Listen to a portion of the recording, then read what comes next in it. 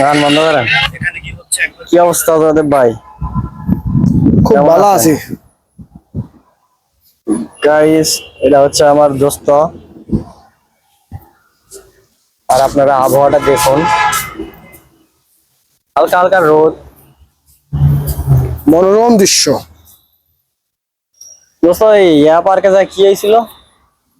ও পার্কে ঠান্ডা ঠান্ডা কুলকুল লাগছিল আমার, ছেলেগুলো দেখে লাগছিল আমার কিন্তু বিউটিফুল। আমি দেখি রমনা পার্কে, দোস্ত আমার রমনা পার্কে গিয়েছিল। তো রমনা পার্কে যাওয়ার পর কি হয়েছিল দোস্ত?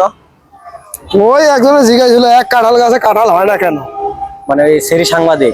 না না, সেরি জিজ্ঞাসা কয় এই বড় কাঁঠাল গাছে কাঁঠাল হয় না কেন? কয় সব গাছে কাঁঠাল হয়েছে কিন্তু এই গাছটা হইলো না কেন? পরে পরে আমি জিজ্ঞাইলাম, কইলাম যে এটা বেড়া গাছ এই জন্য কাঁঠাল হয় নাই, আর সব ওগুলো বেড়ি গাছ তো এই জন্য কাঁঠাল হয়েছে। সেরি তখন আমার কয় কয় আপনি এত বেশি কতক্ষণ কিনলে গা? আমি বললাম আপনি যা জানেন না দেখে আমি বললাম।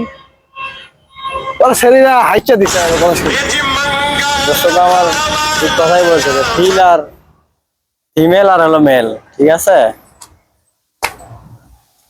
ফিমেল কি আর অত কিছু বুঝবো?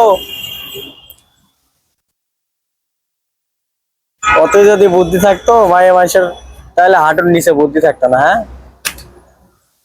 বোঝে কম চিল্লাই বেশি। তো আমার দোস্ত ওরা একটা উত্তর দিয়ে দিয়েছিল রমনা পার্কে যাই। আর কি কি দেখছেন রমনা পার্কে?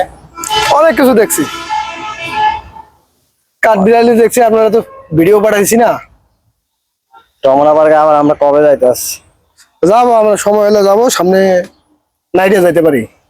ঠিক আছে, আমরা আবার রমনা পার্কে যাবো। এটা হচ্ছে আমাদের কাঁঠাল গাছ। এটা হচ্ছে বেড়া কাঁঠাল গাছ বোকা। কি আর বেটা, মাত্র বয়স হয়েছে কয়দিন। এজন্য তো কাঁঠাল হয়নি বোকা। হ্যাঁ, এটা বেড়া কাঁঠাল গাছ দেখে তো কাঁঠাল হয়নি। আবহাওয়াটা অনেক সুন্দর। এরকম বেড়া কাঁঠাল গাছ কার কার আছে সেটা কমেন্টে জানাবেন। ধন্যবাদ। ভিডিওটা ভালো লাগলে অবশ্যই সাপোর্ট করবেন।